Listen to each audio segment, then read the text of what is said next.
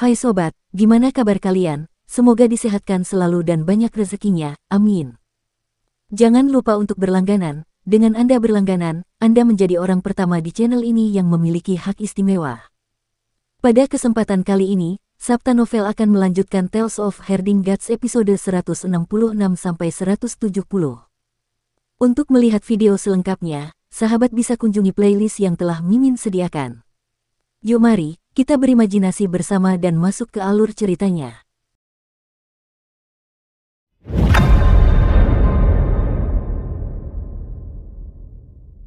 Ibu kota, Imperial Preceptors Manor. Panitera resmi segera bergegas dan melaporkan, guru kerajaan, ada perubahan yang tidak biasa di kota Prefektur Harmoni. Para petinggi Sekte Iblis Surgawi semuanya berkumpul di kota Prefektur Harmoni dan ada banyak bandit di sana. Tiba-tiba istana penguasa kota di kota Prefektur Harmoni menghilang begitu saja dan menyisakan sebidang tanah putih. Guru Kekaisaran Perdamaian Abadi sedang membaca peringatan yang dikirim Kaisar kepadanya dan menjawab tanpa mengangkat kepalanya, mengerti. Panitera resmi ragu-ragu dan berkata, pengajar Kekaisaran, ini adalah Sekte Iblis Surgawi, sekte nomor 1 di jalur iblis. Sekarang kejadian seperti itu terjadi di depan mata kita tidak boleh lengah. Guru Kekaisaran Perdamaian Abadi mengangkat kepalanya dan bertanya, Yun Yang, apakah kamu tahu siapa Patriark Sekte Iblis Surgawi? Panitera resmi Yun Yang menggelengkan kepalanya. Guru Kekaisaran Perdamaian Abadi berkata kepadanya dengan tenang, jika kau tahu siapa dia, kau tidak akan begitu panik. Dia tidak lain adalah Rektor Agung Imperial Chol Lege kita. Hati panitera resmi Yun Yang bergetar hebat dan dia berteriak, itu dia. Pengajar Kekaisaran, Patriark Sekte Iblis Surgawi sebenarnya telah bekerja sebagai Rektor Agung Universitas Kekaisaran selama bertahun-tahun. Ini adalah pemberontakan. Berapa banyak pejabat dan jenderal yang telah diajarinya selama bertahun-tahun. Kekuasaannya mungkin telah menyusup ke istana Kekaisaran dan bahkan ke dalam tentara. Pengajar Kekaisaran, masalah ini tidak dapat dibiarkan begitu saja. Tentara kita mungkin sudah diisi oleh semua orangnya. Guru Kekaisaran Perdamaian Abadi terdiam dan menggelengkan kepalanya, kau terlalu banyak berpikir. Patriark Iblis Surgawi mengajarkan para sarjana sehingga para sarjana ini adalah orang-orang dari Sekte Iblis Surgawi. Jika begitu, apakah kau akan menangkap dan mengeksekusiku juga? Dia berdiri dan melangkah pelan dengan tatapan tajamnya, dulu ketika aku berkeliling dunia dan mempelajari segala macam hal, aku melihat setiap sekte di dunia melakukan sesuatu dengan caranya sendiri dan hanya menghargai apa yang menjadi miliknya sendiri. Hal ini membatasi kemajuan seni, jalan, dan keterampilan ilahi. Oleh karena itu, aku memutuskan untuk mengunjungi sekte-sekte besar, dengan harapan dapat mendobrak batasan mereka. Orang pertama yang kutemui adalah Patriark Iblis Surgawi. Dia adalah orang pertama yang membuang bias sektarian dan mengajariku dengan sepenuh hati. Dia juga orang yang menunjukkan jalan yang jelas bagiku. Matanya memancarkan ekspresi yang sangat terhormat saat dia melanjutkan, setelah itu, dia secara pribadi merekomendasikanku dan membiarkanku membawa suratnya untuk bertemu dengan Dao Master dari Sekte Dao. Berkat suratnya pula, Dao Master melihatku dengan cara yang berbeda dan menunjukkan ketertarikan padaku, sehingga mengizinkanku untuk membaca 14 kitab pedang Dao. Dia juga yang membuatku pergi ke biara petir besar untuk bertemu dengan Rulai dan memperoleh ajaran Rulai. Meskipun dia tidak pernah mengungkapkan identitasnya, dia tetap tidak bisa menyembunyikannya dariku dan tidak berusaha menyembunyikannya. Panitera resmi Yu yang tidak bisa lebih tercengang lagi. Guru Besar Kekaisaran Perdamaian Abadi berkata, aku telah mengundangnya keluar dari gunung untuk membantuku mengambil alih Imperial Chol Lege, jadi untuk apa? Itu bukan karena kemampuannya atau identitasnya sebagai Patriark Sekte Iblis Surgawi. Itu karena dia memiliki pikiran yang luas. Itu adalah pertama kalinya aku melihat orang yang berpikiran luas, seseorang yang begitu murni. Karena itu, dialah satu-satunya yang dapat mengambil alih Imperial Chol Lege. Sekarang setelah dia pergi, dia seharusnya sibuk dengan pemimpin sekte berikutnya dari Sekte Iblis Surgawi. Pemimpin sekte berikutnya dari Sekte Setan. Panitera resmi Yun yang menenangkan diri dan berkata, sudah lebih dari 40 tahun sejak Sekte Iblis Surgawi tidak memiliki pemimpin sekte dan mereka malah memilih satu sekarang. Pengajar Kekaisaran, masalah ini sangat penting, haruskah kita melaporkannya kepada Kaisar?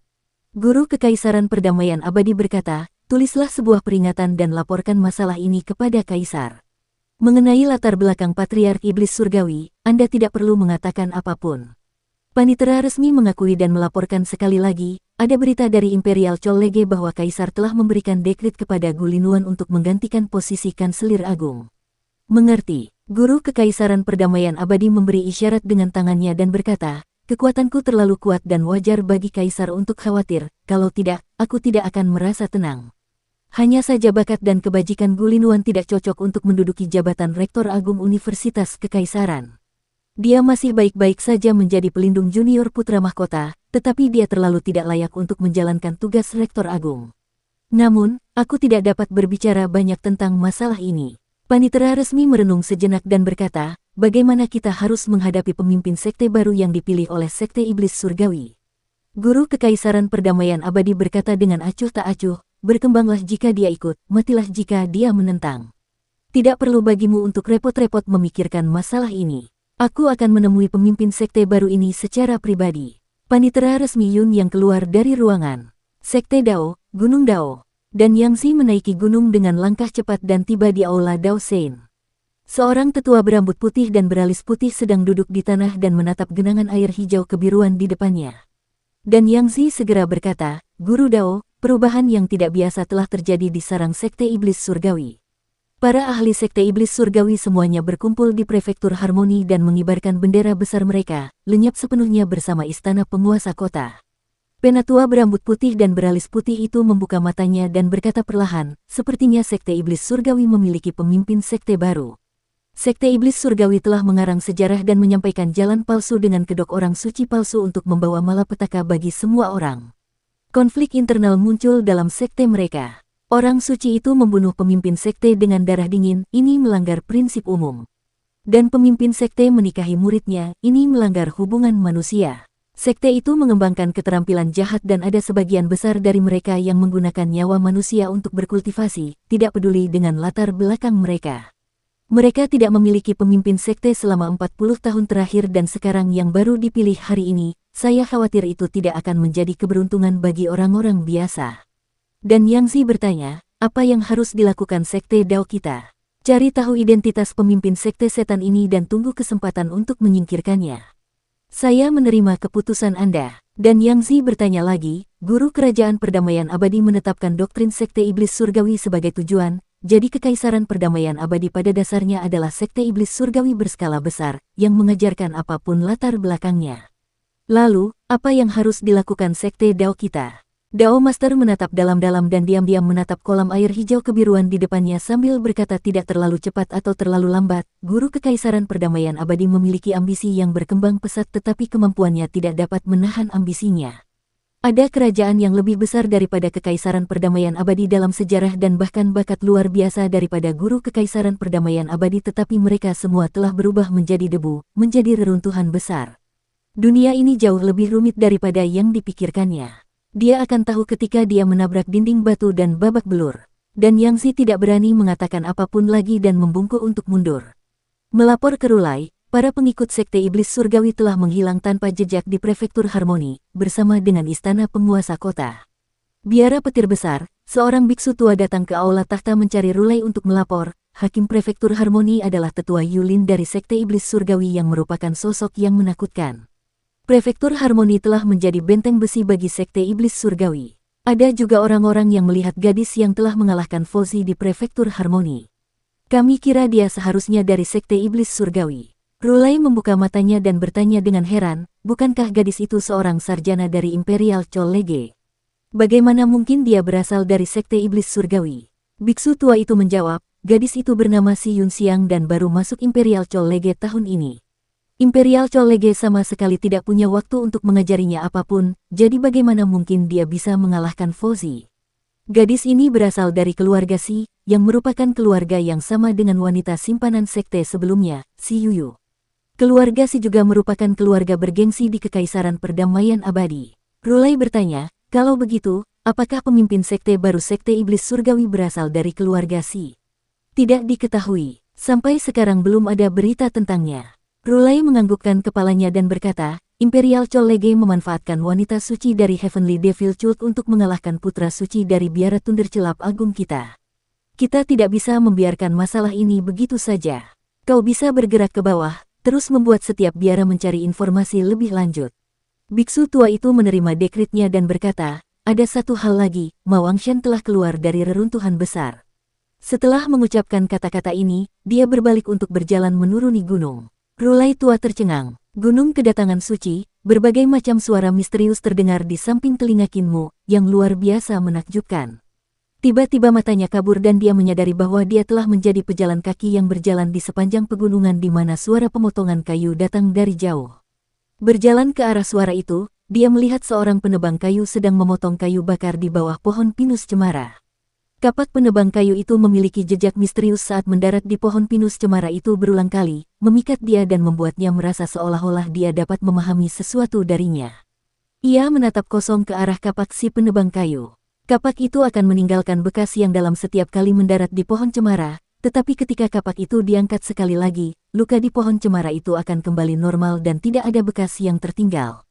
Ketika penebang kayu menebang pohon, setiap kapak memberinya kesan yang berbeda. Orang yang lewat, setelah berdiri di sini dan melihat begitu lama, apa yang Anda lihat? Penebang kayu itu menarik kapaknya dan menoleh untuk menatapnya. Keluargamu telah berubah menjadi kerangka yang terkubur dalam di bawah tanah. Anak-anakmu telah jauh lebih tua darimu. Cucu-cucumu telah memulai keluarga mereka dan memiliki anak-anak mereka sendiri. Wahai pejalan kaki, kau telah berdiri di sini dan melihat selama 100 tahun.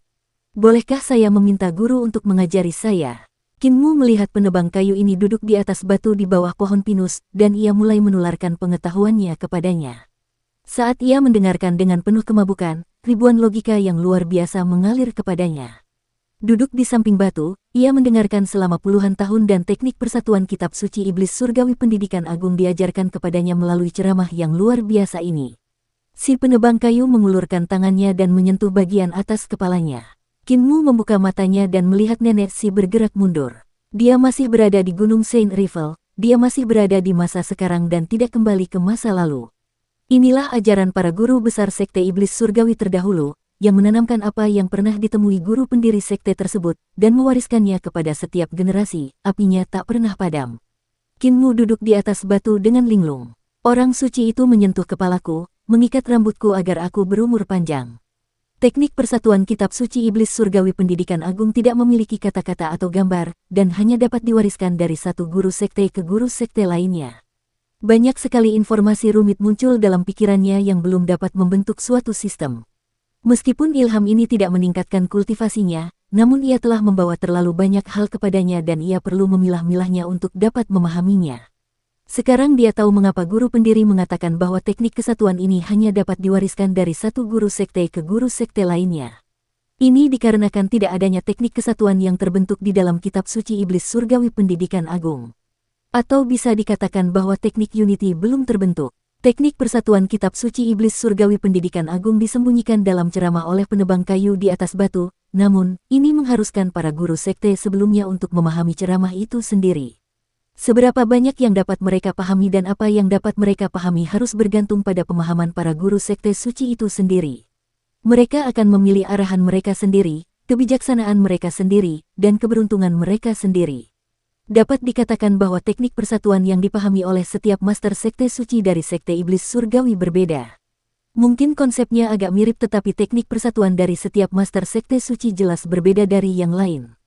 360 master sekte akan memiliki 360 metode kultivasi dan 10.000 master sekte akan memiliki 10.000 metode kultivasi. Pikiran pertama Kinmu adalah penipuan. Penipuan sekali, teknik persatuan yang legendaris ternyata tidak bisa digunakan begitu saja dan dia harus memahaminya. Pikirannya yang kedua adalah bahwa inilah ajaran yang benar, inilah artinya menjadi guru suci. Apa yang kamu pahami adalah milikmu dan apa yang kamu pelajari adalah milik orang lain. Mewariskan teknik dalam sekte Saint Surgawi memiliki sesuatu yang tidak dapat ditandingi oleh sekte lain, termasuk Imperial Chollege.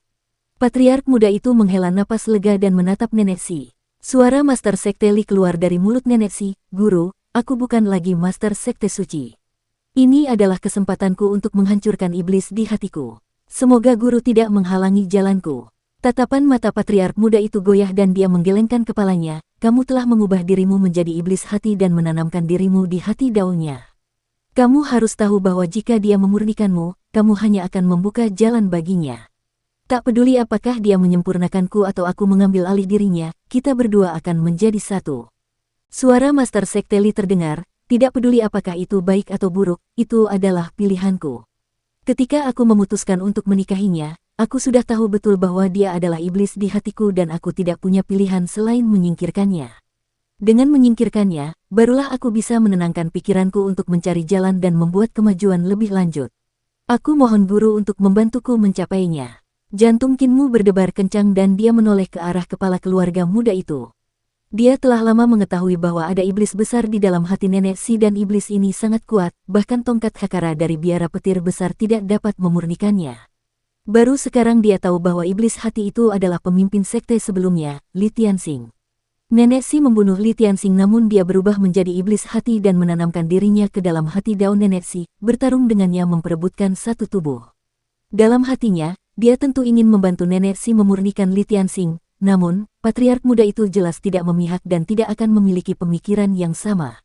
Tak peduli apakah nenek Si yang memurnikan Li Tianxing atau Li Tianxing yang mengambil alih tubuh nenek Si, keduanya baik-baik saja bagi sang patriark muda, oleh karena itu, tak perlu baginya untuk ikut campur. Setelah beberapa saat, nenek Si kembali normal dan tampak ceria seperti biasa seolah-olah tidak terjadi apa-apa. Kinmu dapat melihat bahwa sebagian besar kepala aula dan tetua di sekte iblis surgawi tidak menyukai nenek Si. Mungkin karena nenek Si telah membunuh Li Tianxing dan membuat sekte suci tidak memiliki pemimpin sekte untuk memimpin mereka selama 40 tahun terakhir. Dengan mereka semua tersebar seperti pasir, mereka telah kehilangan banyak kesempatan, oleh karena itu, mereka agak membenci nenek Si. Alasan utama nenek Si datang menghadiri upacara kenaikan pangkat guru sekte adalah Kinmu. Dia takut orang-orang dari sekte itu akan menindasnya, oleh karena itu meskipun dia harus menghadapi kebencian mereka, dia tetap harus datang dan mendukungnya. Apakah dia akan mengajarkan teknik persatuan atau tidak, dia sama sekali tidak peduli. Yang dia pedulikan hanyalah Kinmu. Sang patriark muda mendesah. Femme Fatale merujuk pada wanita seperti nenek Si. Hanya karena dia terlalu cantik, bahkan jika dia tidak melakukan kejahatan, orang-orang tetap akan melakukan kejahatan untuknya. Sulit bagi dunia ini untuk menampung keindahan seperti itu. Li Tianxing bersifat duniawi, sang patriark muda juga bersifat duniawi dan yang lainnya pun tidak luput dari sifat duniawi juga. Kalau dia mau bertahan hidup di dunia fana ini, dia hanya bisa menjadi nenek Si dan tidak boleh memperlihatkan wujud aslinya, bahkan suaranya. Setelah upacara kenaikan, patriark muda memanggil Kinmu dan berjalan berdampingan dengannya untuk memperkenalkan pemandangan Gunung Saint Rivel kepadanya. Tempat ini adalah teras cinta yang terlupakan, tempat itu adalah pavilion Phoenix Rivel, tempat lainnya adalah lantai di bawah langit dan tempat lainnya adalah kolam pengamatan ikan. Dia mengatakan banyak hal dan menjelaskan kepadanya tentang sejarah sekte iblis surgawi. Beberapa halaman sejarah sekte iblis surgawi sangat kuno dan jika dia tidak mengatakannya, tidak akan ada seorang pun yang akan mengetahuinya setelah dia meninggal. Patriark, mengapa kita, sekte orang suci surgawi, menggunakan kata kenaikan untuk mengambil alih posisi pemimpin sekte yang baru? Kinmu bertanya, bukankah kenaikan pangkat hanya digunakan untuk kaisar? Patriark muda itu menatapnya dan menggelengkan kepalanya, ketika sekte orang suci surgawi kita berada pada kondisi yang paling mulia, kita memiliki 6 kekaisaran di bawah kita dan kaisar dari 6 kekaisaran itu semuanya adalah pengikut sekte orang suci surgawi kita. Pemimpin sekte suci yang menggunakan istilah kenaikan, yang juga digunakan untuk para kaisar, sebenarnya menunjukkan rasa hormat kepada para kaisar. Segalanya berubah seiring berjalannya waktu dan sekarang kekaisaran itu adalah sekte terbesar. Sulit bagi sebuah sekte untuk membuat semua orang menjadi pengikut sekte itu, tetapi sebuah kekaisaran dapat membuat semua orang di perbatasannya menjadi orang-orang kekaisaran ini. Kinmu sedang berpikir keras. Patriark muda itu menuntunnya ke atas gunung dan berkata, Gunung Kedatangan Suci adalah markas besar sekte kami dan masih merupakan tugas yang sulit bagimu untuk memasuki markas besar. Kali ini kamu dikirim ke sana oleh 360 Master Aula yang mengaktifkan bendera teleportasi mereka, tetapi sebagai Master Sekte Suci, bagaimana mungkin kamu tidak memiliki kemampuanmu sendiri untuk memasuki markas besar secara pribadi? Kinmu mengikutinya dan melihat patriark muda itu menuntunnya ke aula besar. Bentuk aula besar itu hanya bisa dianggap biasa saja dan tidak semewah istana emas milik Roland. Bangunan itu hanya terbuat dari batu bata hijau dan ubin merah. Ketika mereka sampai di dalam aula, Kinmu mendapati bahwa dekorasinya juga sangat sederhana. Hanya ada patung orang suci yang ditempatkan di dalamnya. Patriark muda itu mendatangi patung orang suci itu dan mempersembahkan beberapa dupa. Kinmu juga mengikutinya dan memberi hormat pada patung orang suci itu. Patriark muda itu berkata, sebagian besar tetua, Raja Surgawi mahir dalam seni teleportasi dan dapat kembali ke Gunung Kedatangan Orang Suci. Seni teleportasi diukir di dinding aula ini dan Anda dapat meluangkan waktu untuk memahaminya. Kinmu melihat ke dinding aula istana dan melihat ada metode pemurnian harta karun di sana. Itu adalah metode pemurnian bendera teleportasi serta seni ilahi dan rune formasi yang dibutuhkan untuk membuat bendera teleportasi. Patriark muda itu berkata, ada teknik berbeda yang diukir di setiap aula besar pemujaan suci kita. Tidak ada batasan bagi murid-murid kita untuk belajar dan berkultivasi. Tidak perlu menyimpan sapu yang lusuh. Terserah pada kemampuan mereka untuk menguasainya setelah kita mengajarkan teknik-teknik itu. Kalian harus memiliki kemurahan hati dan pikiran yang luas. Kinmu mengerti. Patriark muda itu kemudian berkata, hal-hal dalam kitab suci iblis surgawi pendidikan agung dapat dibagikan dan tidak perlu menyimpannya untuk diri sendiri. Seberapa banyak yang dapat mereka pahami terserah pada diri mereka sendiri. Mengenai masalah-masalah sekte, masalah-masalah kecil akan ditangani oleh para kepala aula sementara masalah-masalah besar akan ditangani oleh para tetua. Adapun yang lebih besar, para raja surgawi akan menanganinya. Ada juga pengawas untuk mengawasi semua aula dan penatua disiplin untuk menegakkan hukum, penatua teknik untuk memberikan teknik. Oleh karena itu, tidak banyak hal yang harus Anda lakukan secara pribadi. Yang harus Anda lakukan adalah mengendalikan arahan umum sekte orang suci surgawi kita. Dia menatap Kinmu dan bertanya, jadi, apa hal pertama yang akan kamu lakukan sekarang setelah menjadi master sekte suci? Kinmu berpikir sejenak dan berkata, untuk mendirikan sekolah dasar di setiap aula, membentuk aula ke-360, aula sekolah. Reformasi Guru Kekaisaran Perdamaian Abadi mendirikan sekolah dasar dan perguruan tinggi, yang menciptakan profesi baru di dunia ini. Oleh karena itu, sekte suci kita perlu memiliki satu aula lagi. Karena sekte suci memiliki 360 aula, saya ingin membangun 360 sekolah dasar untuk mengajarkan jalan kultivasi kepada para pengikut sekte. Patriark muda itu mengangguk dan berkata, untuk masalah ini, kalian dapat memanggil wali kiri dan kanan dan mempercayakan masalah ini kepada mereka. Mereka akan membahasnya dengan semua kepala aula untuk memilih bakat-bakat yang akan membentuk aula sekolah. Beginilah cara kalian mengendalikan arahan umum dan mendelegasikan kekuasaan kepada bawahan kalian untuk menangani masalah ini. Jika kalian harus melakukan semuanya sendiri, kalian tidak memiliki begitu banyak energi dan itu akan menghambat kemajuan kalian dalam kultivasi. Kinmu terkesiap kagum. Tiba-tiba terlintas dalam benaknya, sekte iblis surgawi tidak tampak seperti sekte melainkan lebih seperti sebuah kekaisaran. Jika kekaisaran perdamaian abadi adalah sebuah sekte yang menyamar sebagai sebuah kekaisaran, maka dalam hal ini, kultus iblis surgawi adalah sebuah kekaisaran yang menyamar sebagai sebuah sekte. Kultus iblis surgawi terlalu mirip dengan sebuah kekaisaran. 360 aula dari semua profesi dan para pengikut setiap aula mencari nafkah mereka sendiri.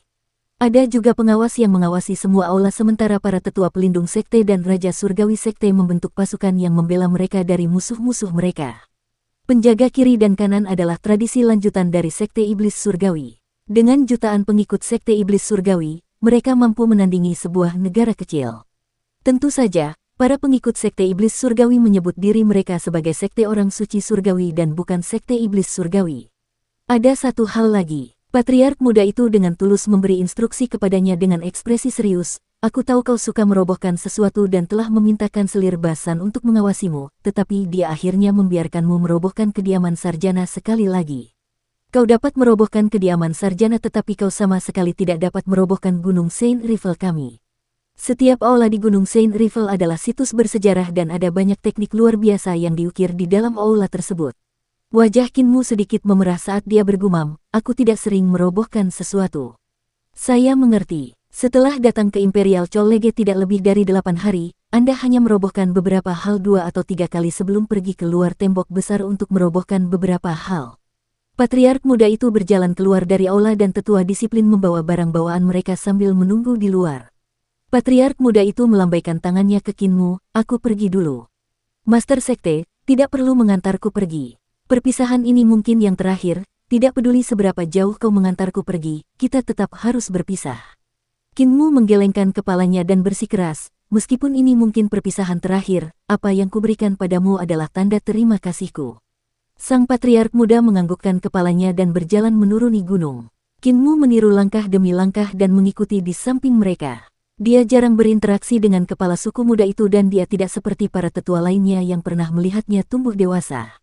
Meskipun dia hanya menghabiskan waktu sebentar dengan kepala suku muda itu, dia melihat sesuatu pada dirinya yang berbeda dari penduduk desa. Kinmu belajar banyak. Di desa lansia cacat, dia selalu menjadi anak kecil, anak yang tidak pernah tumbuh dewasa di mata kepala desa dan nenek si.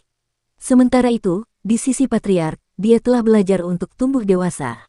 Dia sekarang sudah dewasa. Meskipun dia mengantarnya sejauh 1000 mil, tetapi pada akhirnya mereka harus berpisah. Tidak ada jarak 1000 mil dari puncak ke dasar gunung dan mereka akhirnya berjalan sampai ke ujung. Sang patriark muda berbalik dan membungkuk, pemimpin sekte suci, tidak perlu mengantarku keluar. Kinmu berhenti dan tidak bisa menahan kesedihan di hatinya saat dia membungkuk, selamat tinggal, patriark. Patriark muda itu melompat dan melompat dari gunung. Penatua disiplin juga mengikutinya turun dan keduanya menghilang ke langit yang luas. Kinmu tetap menunduk cukup lama. Setelah beberapa saat, akhirnya dia menegakkan tubuh dan menatap langit di atasnya. Dia tahu dia tidak akan pernah melihat lelaki tua muda ini lagi. Ketika penatua disiplin kembali, dia mungkin akan membawa abu dari patriark muda ini. Kematian bukan sesuatu yang perlu ditakutkan. Mempercayakan tubuhmu pada gunung untuk selamanya. Mungkin keinginan terakhir sang patriark muda adalah menjadi sesuatu seperti gunung kedatangan suci ini. Dia dapat dianggap telah menghayati doktrin iblis surgawi itu, dan mempraktikkannya dalam seluruh hidupnya. Tiba-tiba di puncak gunung Saint Rivel, bendera-bendera besar berkibar dan 360 kepala aula pergi satu demi satu. Kinmu memanggil Hulinger dan kembali ke pohon cemara itu. Masih ada beberapa tetua pelindung sekte yang tinggal di sana dan mereka semua menyapa dengan senyuman ketika mereka melihatnya berjalan mendekat, ketua sekte suci. Kinmu membalas salamnya. Tidak ada seorang pun yang tersisa di sini selain para lelaki dan perempuan tua ini. Nenek si juga telah pergi, mungkin untuk mengantar kepergian patriark muda itu. Kinmu menemukan wali kiri dan kanan dan mengemukakan masalah mengenai dimulainya aula sekolah. Wali kiri dan kanan adalah dua pria setengah baya dengan satu berpakaian hitam dan satu berpakaian putih. Saling menatap mata, wali kiri bertanya, apa yang direncanakan oleh Master Sekte Suci untuk diajarkan di aula sekolah? Kinmu berkata, semua teknik dan seni ilahi dalam kitab suci iblis surgawi pendidikan agung dapat diajarkan. Selain aula sekolah, kita juga harus mendirikan lantai catatan surgawi di gunung kedatangan suci. Ini untuk mengumpulkan studi semua sekte dan menyimpannya di lantai, sehingga memudahkan para murid untuk menelusurinya. Metode yang paling sederhana adalah menyalin semua gulungan di lantai catatan surgawi Universitas Kekaisaran dan mengirimkannya ke lantai catatan surgawi sekte suci kita. Penjaga kiri dan kanan mencatatnya. Kinmu berkata lagi, apakah ada saudara dari sekte yang menjadi pejabat di Istana Kekaisaran? Minta mereka untuk menyalin teknik Istana Kekaisaran juga dan mengirimkannya ke lantai catatan surgawi.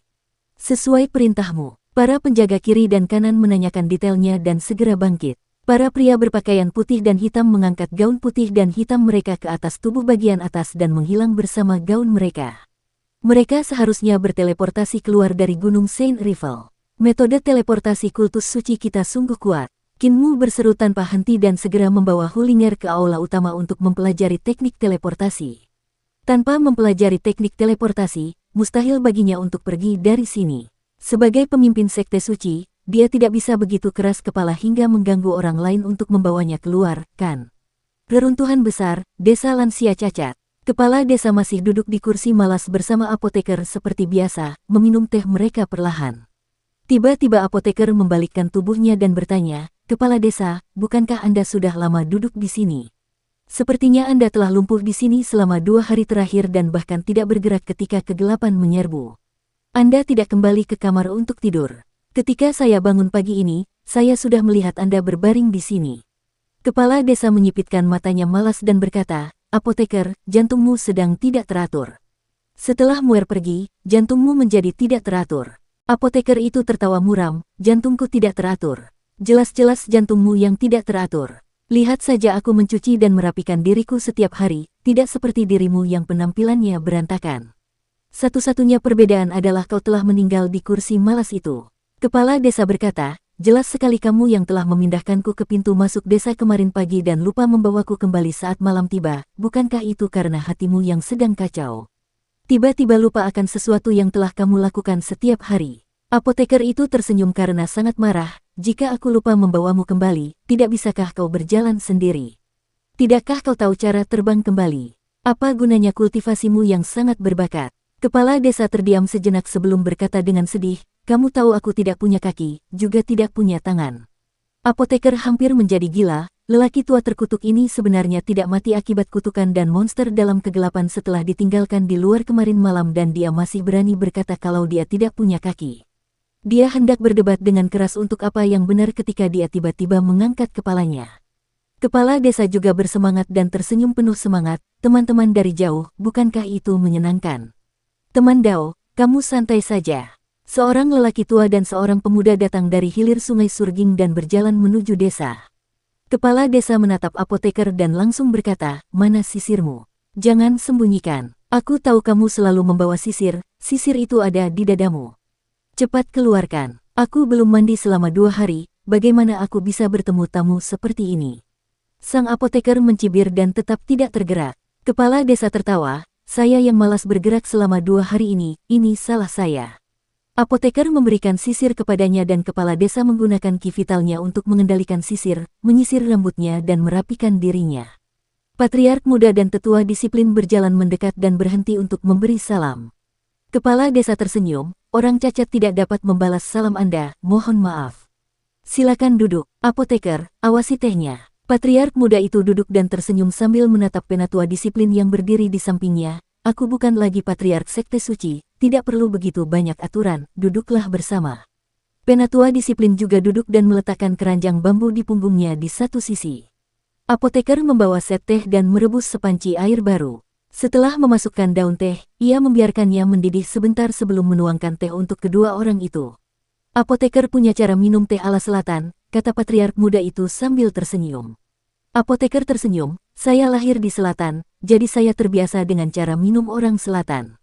Teh utara terbiasa melihat daun teh bergoyang ke atas dan ke bawah sementara teh selatan mencerminkan hati orang dengan dasarnya yang jernih, keduanya memiliki kelebihannya sendiri.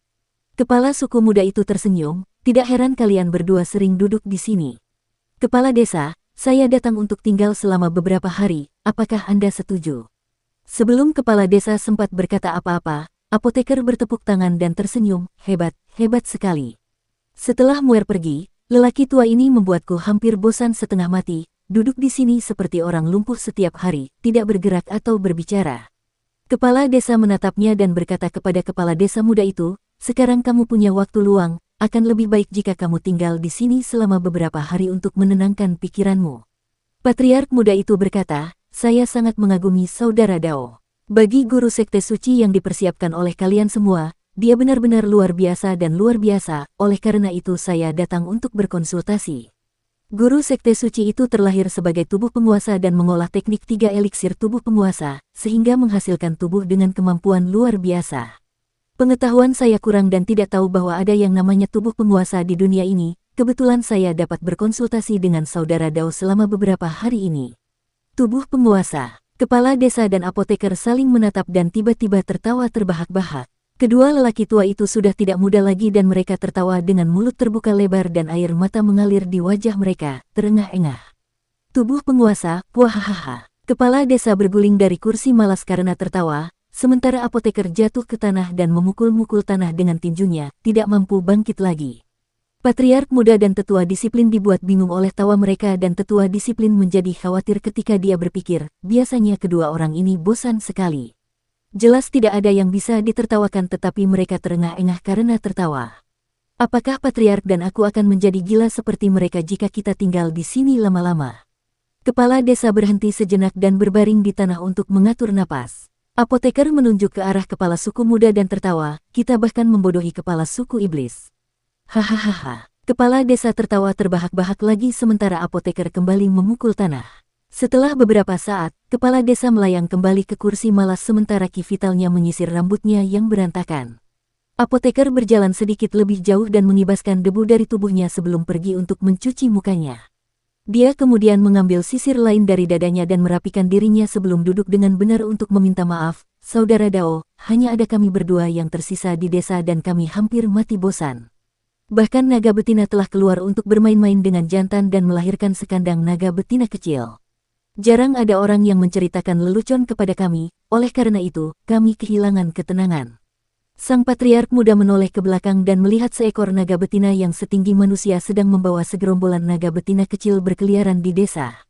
Naga betina itu menimbulkan badai saat ia mengepakkan sayapnya. Apa itu Overload Body? Patriark muda itu berunding dengan rendah hati, saya mohon agar kalian berdua bermurah hati dalam ajaran kalian. Cakupan saya memang agak dangkal.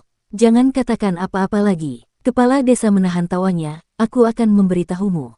Setelah beberapa saat, sang patriark muda dan tetua disiplin tercengang ketika mereka mengetahui kebenarannya. Rasanya seperti mereka disambar petir dari langit 100 kali sebelum diinjak-injak 100 kali oleh kawanan banteng yang nekat, tidak dapat kembali sadar untuk waktu yang cukup lama. Tubuh penguasa terkuat sebenarnya adalah tubuh orang biasa dan teknik 3 ramuan tubuh penguasa terkuat sebenarnya adalah teknik Daoyin yang digunakan oleh orang-orang biasa untuk memperkuat tubuh mereka. Namun Kinmu benar-benar berhasil mengolah teknik ini dan mengira bahwa dirinya adalah tubuh penguasa. Ini adalah titik krusialnya. Titik paling krusialnya adalah bahwa Kinmu yang benar-benar mempercayainya telah menggunakan tubuh biasa dan teknik Daoyin untuk mengalahkan semua bakat dan jenius lainnya dan membuat mereka mengompol ketakutan, yang sangat mirip dengan tubuh penguasa sejati. Dukung terus channel YouTube Sabta Novel. Kepala desa dan apoteker sangat senang dengan diri mereka sendiri saat mereka saling memandang. Kepala desa berbisik, lihatlah ekspresi mereka, persis seperti yang kuharapkan. Patriark muda itu menghela napas dalam-dalam dan memasang ekspresi aneh, begitulah yang kulihat, namun, memang ada beberapa masalah dengan teknik 3 eliksir tubuh penguasa, itu sangat luar biasa. Teknik 3 eliksir tubuh penguasa mungkin adalah teknik Daoyin yang umum terlihat, tetapi memang memiliki beberapa masalah. Namun, bagi orang yang dapat mengolah teknik ini hingga tingkat muer, itu langka di antara yang langka. Saya dapat dengan yakin mengatakan bahwa hanya muer yang ada. Kepala desa berkata dengan ekspresi tegas, setidaknya aku belum pernah melihatnya sebelumnya. Aku menduga bahwa teknik ini adalah teknik sebelum reruntuhan besar, yang seharusnya tidak buruk, dan teknik ini diwariskan dan menjadi teknik Daoyin yang paling umum. Namun, aku tidak yakin tentang hal itu. Siapa yang mengira bahwa teknik ini akan dikultivasikan oleh seseorang suatu hari nanti? Tatapan mata patriark muda itu berkedip, atau bisa dikatakan bahwa sebelum reruntuhan besar berubah menjadi reruntuhan besar, orang-orang biasa juga bisa berkultivasi dan teknik 3 eliksir tubuh penguasa ini adalah metode kultivasi orang-orang biasa itu. Namun, karena suatu kejadian besar yang tak terduga, hal itu mengakibatkan orang-orang biasa tidak bisa berkultivasi. 4 tubuh roh agung muncul setelah itu dan menjadi arus utama sekarang. Hati sang apoteker sedikit tergerak dan bertanya, jika orang biasa tidak bisa berkultivasi, bagaimana muer bisa berkultivasi? Kita tidak bisa hanya mengatakan bahwa itu karena kerja kerasnya. Pasti ada orang yang lebih pekerja keras di dunia ini daripada dia. Juga tidak dapat dibenarkan bahwa itu karena dia telah menghabiskan sumber daya 100 kali lebih banyak dibandingkan dengan orang biasa lainnya. Mungkin ada orang yang bersedia menghabiskan sejumlah besar sumber daya untuk membangkitkan tubuh fana. Dalam hal itu, pasti ada sesuatu yang dia miliki yang berbeda dari orang normal lainnya.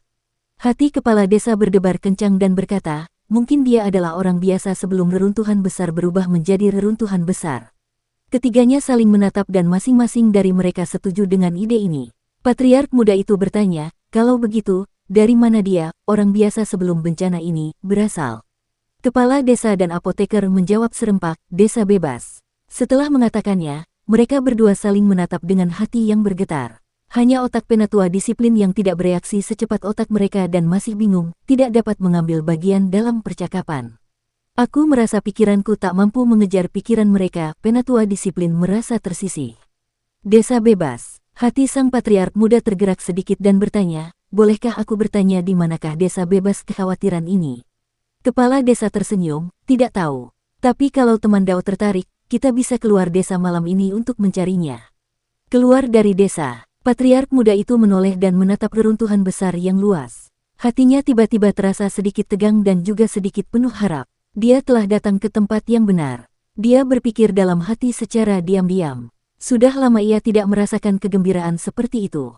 Para bajingan tua dari desa lansia cacat sekali lagi membuatnya merasakan petualangan dan dorongan yang ia miliki di masa mudanya. 2 lelaki tua dan masing-masing memiliki 1 kaki di dalam kuburan, bersama dengan seorang lelaki tua lainnya, dan seorang apoteker tua namun tidak tua akan menjelajahi kedalaman reruntuhan besar yang misterius di malam hari, membuatnya bersemangat hanya dengan memikirkannya. Gunung kedatangan orang suci. Kinmu memberi instruksi, Linger, meskipun gunung ini adalah tanah suci sekte orang suci surgawi kita, ini juga pertama kalinya aku ke sini, jadi aku tidak tahu daerah mana yang berbahaya. Jangan berlarian dan tunggu aku berhasil mengolah metode teleportasi ini di dinding, lalu aku akan membawamu keluar. Hulinger mengangguk dan berbalik untuk berlari keluar dari aula istana ini. Kinmu duduk di depan dinding dan dengan hati-hati mempelajari metode teleportasi di dinding. Metode teleportasi di dinding ini adalah cara untuk memurnikan harta karun dan rune, formasi, seni ilahi di dalamnya semuanya tidak dapat digunakan sendiri. Semuanya harus digunakan untuk menciptakan harta karun dan baru kemudian dapat mengaktifkan efek teleportasi. Inilah alasannya mengapa sebagian besar petinggi menciptakan bendera teleportasi dan pakaian teleportasi. Ketika bendera teleportasi dikibarkan, semua yang ditutupi bendera teleportasi dapat diteleportasikan, sehingga dapat membawa serta banyak orang. Sedangkan ketika pakaian teleportasi menutupi tubuh seseorang, orang tersebut dapat dibawa pergi. Kinmu dengan saksama memahami keajaiban metode teleportasi. Setelah 1 hari, ia akhirnya memahami metode teleportasi di dinding, namun ia mulai menghitung dalam hatinya. Metode teleportasi Sekte Iblis Surgawi mengandalkan rune untuk mengaktifkan formasi dan formasi untuk mengaktifkan seni ilahi. Karena terlalu rumit, sangat sulit bagi seni ilahi untuk melakukannya secara langsung, oleh karena itu mereka harus menyempurnakannya menjadi harta karun untuk digunakan dalam teleportasi. Jika dia bisa langsung mengeksekusi seni suci itu, dia juga bisa mencapai hasil teleportasi, yang pasti akan lebih gesit daripada menggunakan bendera teleportasi atau pakaian teleportasi. Selanjutnya, setelah Kinmu memahaminya begitu lama, ia menemukan bahwa metode teleportasi sebenarnya membutuhkan teknik perhitungan yang lebih unggul. Hanya dengan kultivasi yang lebih tinggi dalam metode perhitungan, ia dapat menguasai seni teleportasi dengan lebih cepat. Saya butuh catatan aljabar yang lebih unggul. Seni teleportasi ilahi sebenarnya adalah seni ilahi yang dibangun oleh aljabar. Perbedaan arah, tempat, jarak, dan ruang diperlukan untuk menghitung urutan dan aturan rune. Setiap titik teleportasi yang dibangun membutuhkan sejumlah besar operasi matematika. 2 kata operasi matematika, apa operasinya? Operasi berarti urutan, evolusi, perubahan, aturan pembentukan rune. Dengan evolusi dalam urutan pembentukan rune untuk mengubah aturan, barulah ia dapat melakukan perhitungan. Dengan menyempurnakan seni teleportasi ilahi menjadi harta karun, ia mengandalkan rune dan perubahan formasi yang tercetak pada harta karun untuk mendorong perhitungan, yang ribuan kali lebih rumit daripada menggunakan manik-manik sempoa. Itu bisa dilihat sebagai sempoa berskala besar yang dibangun secara aneh. Jika dia ingin mengeksekusi seni suci ini sendirian, dia harus mampu menyesuaikan perhitungannya kapan saja dan di mana saja, mencari tahu keajaiban teleportasi melalui rune yang rumit. Dengan hanya 10 kanon perhitungan, mustahil baginya untuk menyimpulkan rumus operasi yang rumit seperti itu. Oleh karena itu Kinmu merasa bahwa ia membutuhkan catatan aljabar yang lebih unggul dan baru pada saat itulah ia dapat mempelajari seni teleportasi ilahi secara lengkap. Komputasi mendalam harus diajarkan di Aula Elemen Susunan Imperial College. Aula Elemen Susunan mengajarkan keterampilan pembentukan, oleh karena itu, mereka pasti harus menggunakan operasi aljabar. Mungkin Sekte Dao juga memiliki komputasi seperti itu dan mungkin lebih unggul.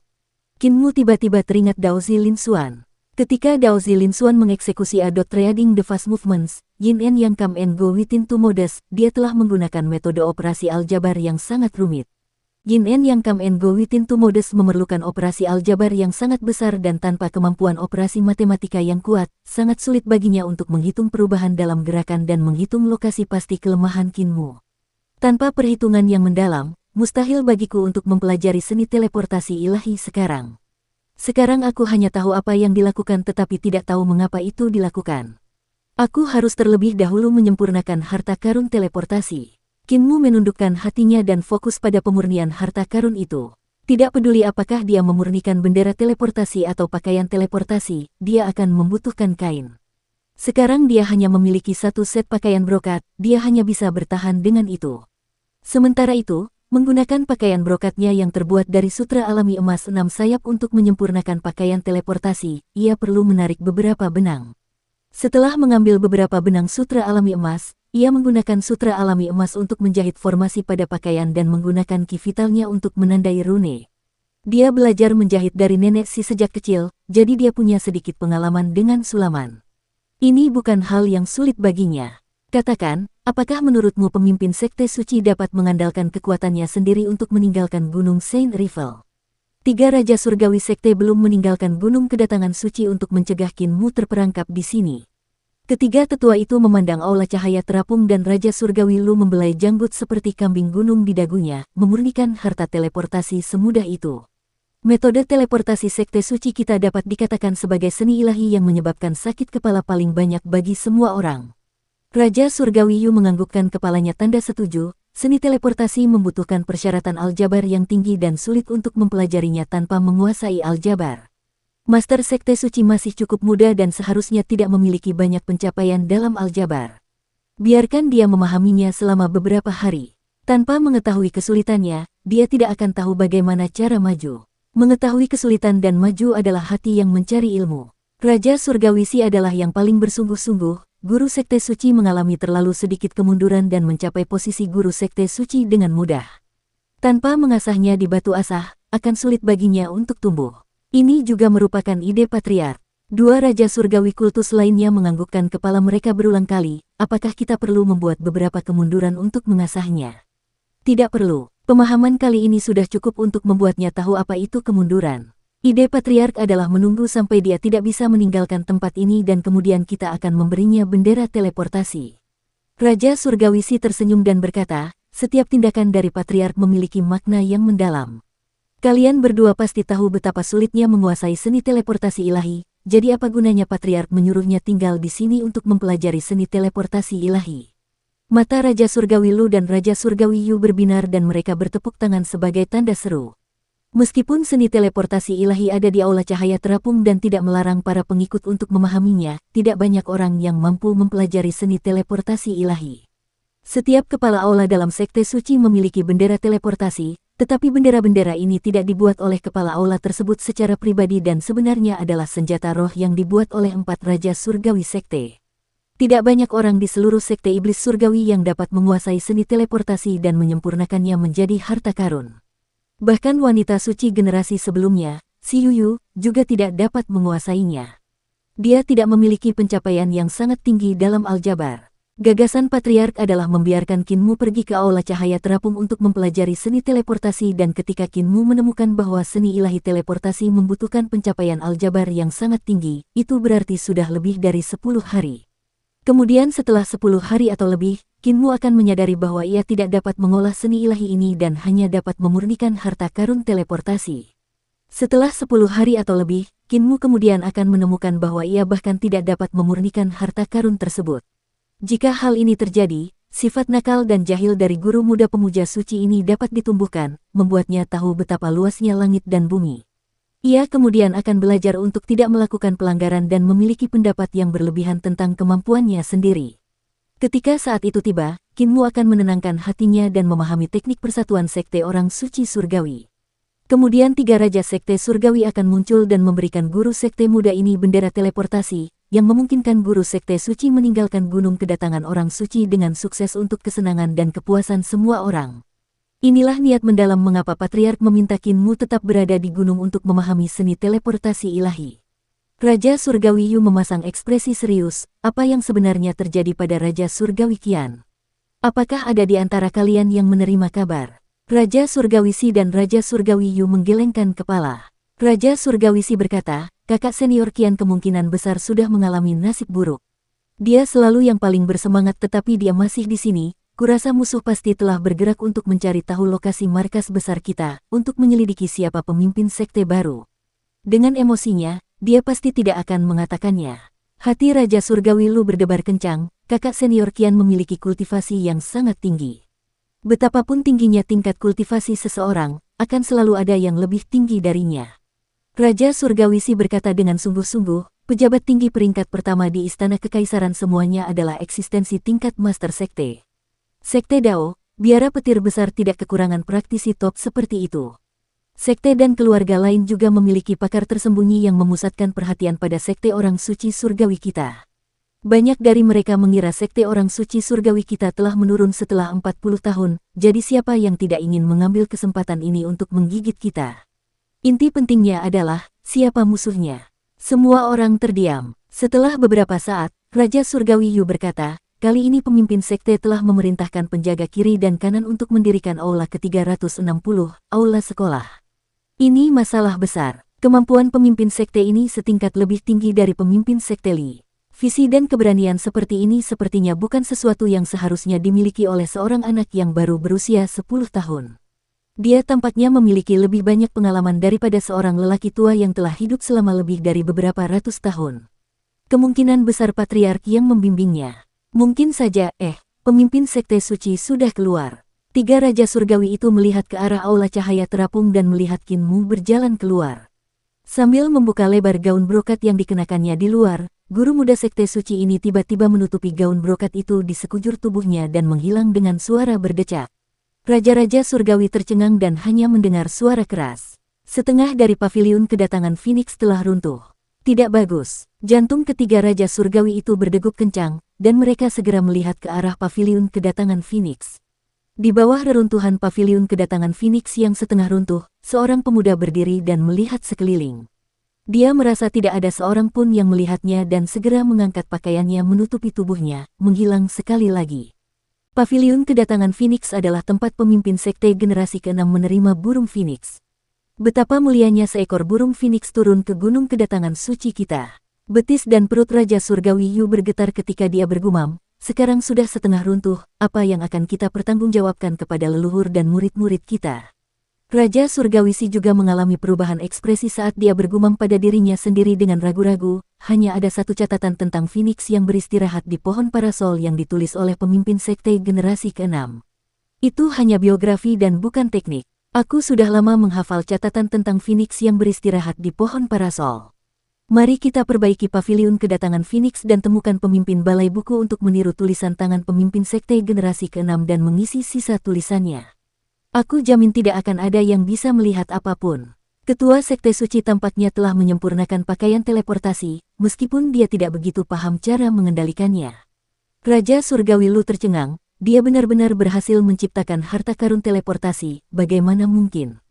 Pada saat itu, terdengar lagi ledakan keras, dan ketiga raja kahyangan segera menoleh ke arah sumber suara, muka mereka menjadi gelap. Atap aula 3 raja telah runtuh. Pemimpin sekte muda mereka masih mengendalikan pakaian teleportasi dan telah berteleportasi di atas aula 3 raja, menabrak atapnya dan menciptakan lubang besar. Aula 3 raja adalah aula besar yang dibangun untuk mengenang 3 guru sekte suci. Ketiga guru sekte suci ini hidup di generasi yang sama, dan pada saat itu, pertikaian antar sekte sangat sengit. Sekte Dao telah mengumpulkan semua sekte yang saleh di dunia, sebagai pemimpin mereka, untuk menyerang sekte iblis surgawi. Saat itu, guru sekte tua itu tewas dalam pertempuran dan menyerahkan sekte itu kepada Raja Surgawi King dari 4 Raja Sekte Surgawi sebelum ia meninggal. Raja Surgawi King kemudian memberikan kitab suci iblis surgawi pendidikan agung kepada wanita suci itu sebelum memimpin semua orang ke medan perang, bertarung sampai mati di kolam riak giok. Setelah wanita suci itu mewarisi posisi pemimpin sekte, dia sekali lagi pergi berperang dan membantai sekte Dao sampai mereka tidak dapat menahannya lagi, dan tidak punya pilihan selain mundur. Ketika wanita suci itu kembali ke Gunung Saint Rival, dia memberikan teknik-teknik itu sebelum membiarkan luka-lukanya pecah, dan meninggal dalam posisi duduk. Oleh karena itu, guru pemujaan suci berikutnya membangun aula 3 raja untuk mengenang mereka. Saat Qin Mu gagal melakukan teleportasinya sebelumnya dan menghancurkan Pavilion of Phoenix Rival, itu masih baik-baik saja tetapi sekarang dia telah menghancurkan Hall of Three Kings, itu agak berlebihan. Tiba-tiba terdengar suara desiran lain saat Qin Mu menutupi dirinya dengan pakaiannya dan menghilang. 3 raja surgawi melompat kaget dan segera mengejar, guru sekte suci, setan kecil. Kau tidak bisa menghancurkannya lagi. Kultivasi ketiga raja surgawi itu padat dan juga telah mengembangkan seni teleportasi. Harta karun teleportasi Raja Surgawi Si adalah sebuah bendera yang dapat memindahkannya pergi dengan mengibarkan bendera. Raja Surgawi Lu telah mengembangkan sebuah cermin yang dapat memindahkannya pergi ketika ia mengarahkannya ke dirinya sendiri. Raja Surgawi Yu telah menciptakan liontin giok yang dikenakannya di pinggangnya. Dengan tepukan lembut, cahaya liontin giok itu akan meledak dan membawanya pergi. Ketiganya telah lama menggeluti seni teleportasi dan meskipun mereka tidak mampu menguasai seni teleportasi suci, namun mereka jauh lebih mudah dan cekatan dalam mengendalikan harta karun teleportasi mereka dibandingkan dengan pemula ini. Ketiga Raja Surgawi itu sangat ahli dalam teknik mereka dan dapat melihat kemana Qin Mu akan berteleportasi, jadi mereka segera menuju ke sana untuk mencegat. Namun, mereka masih sedikit lebih lambat dan menerkam ke udara kosong, jatuh ke kolam pengamatan ikan bersama-sama. Beberapa naga ikan di kolam itu ganas dan ketika Kinmu baru saja jatuh ke kolam pengamatan ikan, naga ikan ini membuka mulut besar mereka namun sia-sia. Kemudian tiga Raja Surgawi berteleportasi tepat sebagai hidangan pembuka. Tubuh ketiga Raja Surgawi itu lenyap sekali lagi membuat beberapa ikan besar menggigit udara kosong, menyemburkan percikan api dari gigi-gigi mereka yang setajam silet yang saling beradu. Beberapa ikan besar menggelengkan kepala dan berenang menjauh dengan kesal. Tubuh ketiga Raja Surgawi muncul di udara dan mereka mengulurkan tangan untuk meraih Kinmu yang sedang mengangkat pakaian brokatnya. Tepat saat ketiga tangan itu mencengkeram erat, Kinmu selangkah lebih cepat dari mereka dan mereka hanya bisa meraih bayangannya. Sebelum Patriark pergi, dia sudah memperingatkan kita tentang hobi aneh pemimpin sekte muda yang suka menghancurkan sesuatu, kalau kita tidak bisa menangkapnya. Ketiganya mengaktifkan harta karun teleportasi mereka sekali lagi dan mendengar tiga bunyi dentuman saat semuanya berubah menjadi hitam di depan mata mereka. Tubuh mereka terikat erat dan mereka segera menyadari ada sesuatu yang salah. Mereka bergegas menggetarkan ki vital mereka dan menghancurkan benda yang mengelilingi mereka dan menyadari bahwa mereka telah berteleportasi ke batang pohon saat mengikuti Kinmu.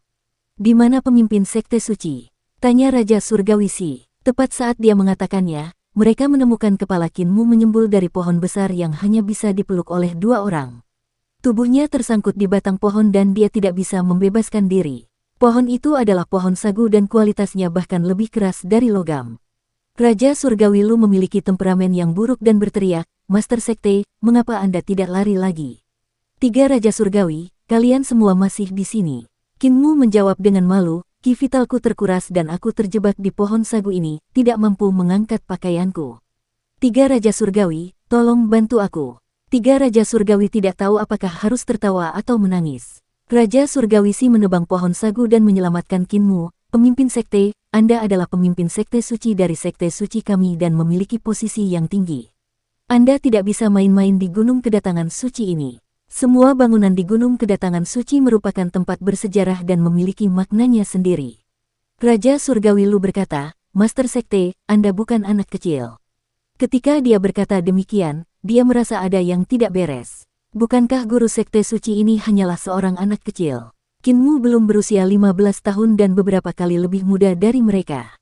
Raja Surgawi Lu bergumam, saat aku seusia dengan Master Sekte Suci, aku bermain lumpur seharian, tidak, aku sudah membantu panen padi. Namun, Master Sekte Suci, ilmu teleportasi sangat berbahaya dan jika kau tidak hati-hati, kau bisa teleportasi ke area terlarang dan saat itu terjadi, bahkan para dewa pun tidak bisa menyelamatkanmu. Masih ada beberapa area terlarang di Gunung Kedatangan Suci kita. Kinmu merasakan hawa dingin yang menusuk tulang. Jika dia berteleportasi ke area terlarang, dia pasti akan mati mengenaskan. Master Sekte, harta karun teleportasi mengharuskan Anda menentukan lokasinya, dan poin pentingnya adalah bagaimana memastikan lokasi pemindahan. Ketiga Raja Surgawi itu saling menatap mata satu sama lain dan menahan rasa heran di hati mereka. Master Sekte, Anda telah menyempurnakan pakaian teleportasi dan masih menguasai cara menentukan lokasi teleportasi. Ini sangat berbahaya. Untuk teleportasi, pertama-tama Anda harus menentukan di mana Anda berada dan menentukan kemana Anda ingin pergi. Saat Anda hendak mencapai tempat itu, Anda harus segera menarik kembali ki vital Anda atau Anda akan menabrak sesuatu. Saat Anda mencobanya untuk pertama kali, jangan teleportasi terlalu jauh dan cobalah ke tempat yang lebih dekat. Berteleportasi lebih dekat akan memudahkan Anda untuk berhenti kapan saja Anda mau. Mata Kinmu berbinar, biar aku coba lagi. Ekspresi cemas segera menyebar di wajah ketiga Raja Surgawi itu. Raja Surgawi Yu buru-buru berkata, Master Sekte, energi vitalmu telah terkuras dan kau tidak perlu menjadi tidak sabar. Selain itu, alasan mengapa Patriark meninggalkanmu di sini adalah untuk tidak membiarkanmu mempelajari seni teleportasi ilahi. Dia ingin menenangkan hatimu untuk memahami teknik persatuan. Gunung Kedatangan Suci sangat tenang dan tidak ada suara dari dunia luar. Jika kau meninggalkan tempat ini, kau mungkin akan membutuhkan waktu 1 hingga 2 tahun untuk sepenuhnya memahami teknik persatuan. Hati Kinmu tercerahkan. Memang ada makna mengapa Patriark meninggalkannya. Dia telah memikirkan untuk menyempurnakan pakaian teleportasi selama 2 hari terakhir untuk meninggalkan tempat ini namun masih memikirkan niat Patriark. Saya terlalu tidak sabar untuk berhasil. Kinmu mengucapkan terima kasihnya dengan tenang. Terima kasih, para Raja Surgawi, karena telah menunjukkan jalan yang benar kepadaku. Kami tidak pantas mendapatkannya. Ketiga Raja Surgawi itu pun segera membalas salamnya dengan hikmat. Raja Surgawi Si berkata, guru sekte memiliki kebijaksanaan yang luar biasa dan pasti akan memperoleh keuntungan besar dengan tinggal di sini selama beberapa hari lagi. Kinmu menenangkan hatinya dan berjalan menuju pohon cemara. Ia duduk di atas batu dan tekun memahami kitab suci yang diberikan penebang kayu kepadanya. Raja-raja surgawi menghela napas lega dan Raja Surgawi Si bergumam, Patriark meninggalkan Master Sekte di Gunung Saint Rivel dengan maksud untuk mengasah temperamennya. Temperamen Master Sekte memang nakal dan suka mencelakai, dan Patriark pasti tidak menyangka Master Sekte dapat mengolah metode teleportasi sedemikian rupa dengan kecepatan yang begitu cepat, benarkan? Dua Raja Surgawi lainnya memiliki ekspresi aneh. Ide Patriark muda itu mungkin bagus, tetapi siapa yang mengira bahwa tepat setelah dia pergi, Kinmu menyadari bahwa mustahil baginya untuk mengolah seni teleportasi ilahi sekarang dan harus mahir dalam aljabar. Dan terlebih lagi, Kinmu segera menyadari bahwa ia dapat memurnikan harta karun teleportasi terlebih dahulu. Baru hari kedua dan dia sudah keluar dengan pakaian teleportasi untuk berteleportasi ke sana kemari, menyiksa tiga Raja Surgawi. Raja Surgawi Lu menggelengkan kepalanya. Betapa bijaknya Patriark, bagaimana mungkin dia tidak memikirkannya. Dia pasti sudah menduganya, oleh karena itu, dia membiarkan kami bertiga menjaga tempat ini. Setelah beberapa saat, ketiga Raja Surgawi itu mendesah serempak, Patriark pasti tidak mengharapkan hal seperti ini. Ketiga Raja Surgawi mulai gelisah dan khawatir. Pemimpin Sekte Suci ini sangat nakal tetapi dia sangat cerdas. Sangat mustahil bagi mereka untuk menenangkan amarahnya. Dengan kecepatan Kinmu, dia hanya perlu berlatih beberapa kali lagi dan dia bisa menguasai tekniknya. Ketika saat itu tiba, bagaimana mereka bisa membuatnya bertahan untuk mengendalikan amarahnya yang nakal? Setelah beberapa saat, Raja Surgawi Yu tersenyum, kita sepertinya membuang-buang waktu pada masalah yang tidak dapat dipecahkan. Dua Raja Surgawi lainnya menatapnya dan menatapnya dengan pandangan bertanya. Raja Surgawi Yu tersenyum dan berkata, Guru Sekte Suci sangat pintar, jadi biarkan dia bermain dengan gila jika dia suka bermain dengan gila. Karena dia memiliki temperamen yang nakal, biarkan dia bermain dengan nakal. Bagaimanapun juga, dia adalah Guru Sekte. Jangan pedulikan yang lain dan hanya peduli untuk membersihkan kekacauannya. Membersihkan kekacauannya dengan baik adalah yang seharusnya kita lakukan. Raja Surgawi Si berkata, hanya itu yang bisa kita lakukan. Bagaimanapun juga, jika pemimpin sekte terus bermain-main dengan gila, aku merasa lebih baik baginya untuk meninggalkan Gunung Kedatangan Suci lebih awal dan membiarkannya kembali untuk menyiksa Imperial Cholege. Ketiga tetua datang ke Paviliun Kedatangan Phoenix dan menjadi tukang batu untuk memperbaiki Paviliun Kedatangan Phoenix. Mereka kemudian pergi ke Aula Tiga Raja untuk memperbaiki atap. Raja Surgawi Lu melakukan perjalanan jauh dan membawa kembali Master Balai Buku setelah 2 hari untuk memintanya memalsukan catatan tentang Phoenix yang beristirahat di pohon payung di dinding Balai Kedatangan Phoenix. Setelah semuanya beres, ketiga Raja Surgawi itu menghela napas lega dan saling menatap. Persepsi guru pemujaan suci melalui meditasi kali ini setidaknya bisa membuat kita rileks selama setengah tahun, benarkan? Dengan tingkat kekejaman pemimpin pemujaan suci, sulit. Di bawah pohon cemara, Kinmu telah duduk di batu suci selama beberapa hari. Ketika ia haus atau lelah, rubah kecil itu akan berlari menghampiri dan memetik seikat buah dari suatu tempat yang tidak diketahuinya. Kinmu dan Hulinger kemudian akan memakan buah-buah itu bersama-sama. Kinmu memahaminya selama lebih dari 10 hari dan mendengarkan ceramah si penebang kayu lebih dari 10 kali namun dia selalu merasa sulit baginya untuk memahami teknik kesatuan, maka dari itu dia lama-kelamaan menjadi tidak sabar. Hari ini kita tidak makan buah. Saya sudah makan buah setiap hari, tetapi mulut saya terasa hambar. Kinmu berdiri dari batu suci dan bertanya kepada Hulinger, kita akan makan daging hari ini. Linger, apakah ada makanan yang bisa dimakan di pegunungan? Hulinger bersorak, ada rusa kesturi di gunung. Aku melihat kawanan rusa kesturi dan ingin menyentuhnya, tetapi ini adalah Gunung Saint Rivel jadi aku tidak berani ikut campur. Kinmu merasa gembira dan berkata, ayo kita berburu satu. Tak lama kemudian, seorang manusia dan seekor rubah sedang memanggang daging rusa kesturi. Hulinger mengeluarkan garam dari tas ransel kecilnya dan menaburkannya di atas daging, membuatnya harum dan menggugah selera. Mereka hanya kelaparan dan melahap rusa kesturi itu hingga bersih. Hulinger berbaring telentang sambil mengusap perutnya yang membuncit, penuh kepuasan. Kinmu juga kenyang dan dia berdiri untuk berjalan 1 atau 2 langkah, menjalankan teknik 3 eliksir tubuh penguasa untuk mempercepat pencernaannya. Langkah kakinya semakin cepat dan cepat saat ia mulai berkultivasi seperti yang telah ia lakukan di desa lansia cacat tanpa disadari. Tiba-tiba ia melancarkan 8 pukulan petir dan setiap pukulan dan telapak tangan meledakkan udara, menyebabkan guntur bergema keluar. Dengan tinjunya sebagai palu, ia mengeksekusi keterampilan palu mute untuk menghantam udara yang seperti drum besar. Di sisi lain, ia seperti raksasa yang memukul drum, mengguncang pepohonan di hutan dari dentuman yang tumpul. Gerakan Kinmu berubah lagi saat dia mengeksekusi keterampilan kakinya sebelum mengubahnya menjadi keterampilan tombak, keterampilan pedang, lalu keterampilan pisau. Kecepatan larinya semakin cepat dan dia benar-benar mengumpulkan ki vitalnya ke dalam kuas untuk melukis di udara, melepaskan semua pengekangan sesuai isi hatinya. Tiba-tiba ia mengeksekusi rahasia hujan yang bergerak, dan hujan itu bagaikan pedang dan tali, mencampur suara tali di antara suara hujan. Ia lalu berganti ke rahasia guntur dan api bergulir yang bergemuruh dengan guntur dan bola-bola api meledak ke segala arah. Bola api lainnya perlahan naik ke langit dan berubah semakin merah seolah-olah itu adalah matahari terbenam.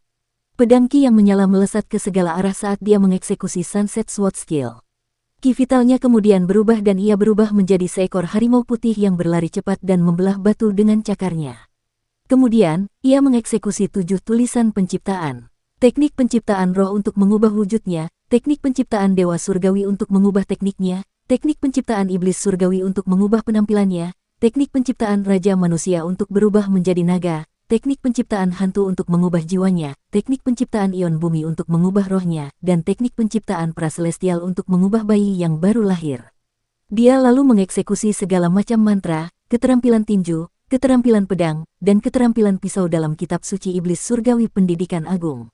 Tanpa disadari, ia telah tenggelam dalam kondisi yang luar biasa, di mana suara si penebang kayu terdengar terus-menerus dalam benaknya. Kadang-kadang suaranya dalam dan rendah, kadang-kadang keras dan jelas, dan kadang-kadang teredam. Segala macam misteri membanjiri pikirannya lagi dan lagi, memenuhi benaknya sebelum mengalir keluar dari tangannya dan menjadi gerakan-gerakan yang menakjubkan. Hanya ada kegembiraan di hatinya saat ia melepaskannya sepuasnya. Tidak peduli mantra, seni ilahi, atau keterampilan pedang apapun, ia melepaskan semuanya tanpa mempedulikan urutannya. Dia hanya merasakan jantungnya menjadi tidak teratur. Jika teknik kitab suci iblis surgawi pendidikan agung tidak mengalir, maka dia akan mengubahnya. Jika sirkulasi teknik 3 eliksir tubuh penguasa tidak lancar, dia akan mengikuti arus dan menyesuaikan arah sirkulasi ki vital. Bertindak lugas, mengikuti alur alam, itulah makna jalan. Pada saat ini, dia akhirnya memahami kalimat ini secara mendalam. Tidak peduli apa yang telah ditinggalkan oleh pendahulunya, tidak peduli kitab suci iblis surgawi pendidikan agung atau teknik 3 eliksir tubuh penguasa, dia hanya akan membiarkan ki vital mengalir bersama arus, melakukan semua jenis gerakan dan seni ilahi. Namun, dia suka mengedarkan ki vitalnya yang tak terbatas, tidak peduli apakah itu sesuai standar atau tidak. Semakin seperti itu, keajaiban ceramah si penebang kayu di atas batu membuatnya semakin mengerti dan memahami lebih banyak lagi keajaiban. Ketiga raja surgawi itu juga tercengang dan segera keluar untuk melihat, hanya untuk melihat percikan api bersinar di hutan gunung Saint Rivel dari waktu ke waktu. Gemuruh guntur terdengar sementara tanah berguling-guling. Saat udara bergetar dengan cahaya pisau dan bayangan pedang, hutan itu runtuh berkeping-keping. Ekspresi ketiga raja surgawi berubah drastis dan raja surgawi si tiba-tiba berteriak, "Ini buruk!" Pemimpin sekte suci berlari kencang menuju pohon suci. Para tetua segera terbang ke udara dan mendarat di depan pohon cemara, hanya untuk melihat Kinmu melepaskan semua jenis gerakan dan seni ilahi sepuasnya seolah-olah dia sudah gila. Ki vitalnya bahkan menunjukkan penampakan semua jenis dewa dan setan. Tidak peduli apakah itu jalan yang benar, jalan setan atau jalan agama Buddha, dia hanya mengeksekusi semuanya. Tak peduli apakah itu seni bela diri khusus tubuh roh harimau putih, metode pertahanan khusus tubuh roh kura-kura hitam, badai tubuh roh naga hijau, atau api sejati tubuh roh burung merah, semuanya dieksekusi di tangannya sepuasnya, membuat tiga raja surgawi pemuja tercengang. Teknik persatuan, raja surgawi si bergumam, dia telah memahaminya, dia telah memahaminya.